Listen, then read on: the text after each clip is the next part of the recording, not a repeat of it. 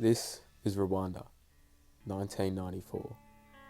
These images are extremely graphic, but somehow the outcome is worse. When we look back at Rwanda in 1994, the question isn't just how it happened, but what could we have done to stop it? My name is Denzel, and over the next few minutes I'll walk you through an ideal response, from prevention on the ground to fair and speedy justice, all built on lessons we learned far too late. Between April and July 1994, around 800,000 people were killed in Rwanda, mostly Tutsis and moderate Hutus, according to the Human Rights Watch. In just 100 days, the country was completely torn apart by organised violence. Hundreds and thousands of Rwandans fled across the border into eastern Zaire, which is now the Democratic Republic of the Congo. This sparked a refugee crisis of more than 1 million people, including armed militia units, as documented by African Rights. Camps around Goma became breeding grounds for disease and further violence, and these developments helped trigger the First Congo War, which involved 6 nations and claimed millions more lives. As Francois Reichens explains, this shows how the genocide was not just an isolated event, but a regional catastrophe. Let's start with the international responses to the genocide. One of the most widely criticised was the UN peacekeeping force, UNAMIR. Despite clear warnings from General Romeo Dallaire about impending mass killings, the mission remained severely under-resourced and was given a weak mandate. Dallaire himself recounts this frustration in 2003, where he describes the international community's indifference as a failure of humanity. At the same time, Western powers were reluctant to even label this crisis a genocide. As journalist Linda Melvin explains, diplomats deliberately avoided using the term genocide to sidestep legal obligations to intervene. In terms of justice, the United Nations set up the International Criminal Tribunal for Rwanda, or ICTR, through Resolution 955 in 1994. The tribunal made historic legal breakthroughs, including the first convictions for genocide and for rape as a form of genocide. Legal scholar William Shabas notes that the ICTR's legal significance, but also highlights its many flaws, especially its high costs, slow pace, and limited scope, which left many perpetrators untouched. This gap between a few high-profile trials and the sheer number of crimes became known as the impunity gap. To address the massive number of genocide-related crimes that the ICTR could not handle, Rwanda developed a local justice system known as the Gacaca courts. According to Phil Clark, these community-based courts processed over 12 million cases. It's an incredible number considering the country's size. One of Gacaca's strengths was its emphasis on local participation and truth-telling. Bernard Engler explains that these courts helped foster a shared understanding of the genocide's aftermath, especially in rural areas. But the system definitely wasn't perfect. Human rights groups like Amnesty International and scholars like Lars Waldorf raised concerns about due process.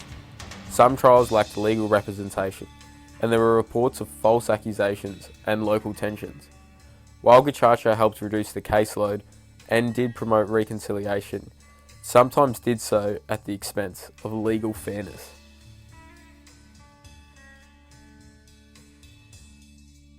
In a perfect world, early warnings from people like Dallaire would trigger immediate action. What I propose is an automatic mandate reviews whenever atrocity indicators are met and there's a standing UN Rapid Response Force team ready to deploy. Training for peacekeepers would make civilian protection central to their mission, rather than just a secondary task. We would also embed the responsibility to protect principle in binding UN procedures, supported by a monitoring committee that includes regional bodies and civil society. As Richard Tucker and Thomas Weiss argue, this would remove political hesitation and signal that preventing genocide is an urgent shared duty.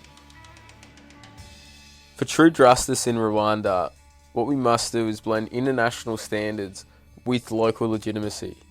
Instead of just like a remote ICTR, we could hold mobile tribunals in Kigali, which would be like an ICTR light. This would focus on both the high-level planners and the mid-level actors to close the impunity gap. Following Phil Clark's recommendations, we would simplify evidence procedures and add restorative elements like victim impact statements and community dialogues. At the same time, Rwanda and neighbouring states would negotiate binding extradition treaties for genocide suspects. Interpol would station liaison officers in the Great Lakes region to track fugitives. And as Alex Jones and Vanessa Peskin say, domestic police forces should also receive training on extradition law and investigative methods. This model does promise faster prevention, more accessible justice, and genuine survivor-centered healing. But it does face a few obstacles. States may be wary about ceding sovereignty, and the funding must be secured. Security Council members may resist binding R2P.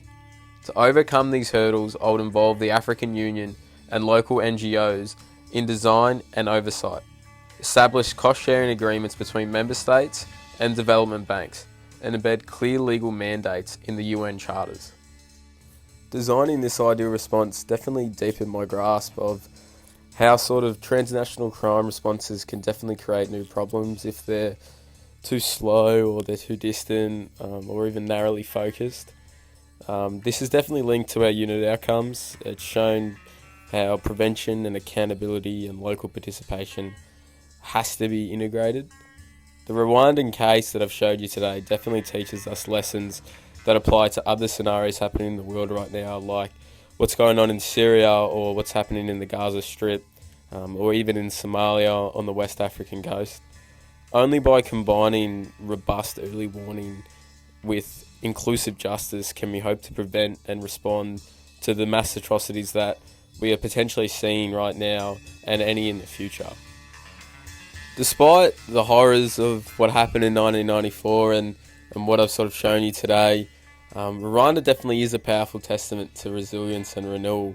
And before I wrap up, I just want to heavily encourage anyone listening to visit Kigali and visit Rwanda or even the Greater Lakes region around the country. It's a truly vibrant and beautiful place. It's got amazing food, amazing art galleries. If you go to the countryside, you'll find touching memorial sites, and you might even see a gorilla. The wildlife's great over there. And although what happened in 1994 was really an atrocity, they've bounced back so well, and it's just a testament to the country and the people of Rwanda. And it's a beautiful country that I encourage anyone to go see for themselves. Thanks so much for listening and taking the time to watch, and take care.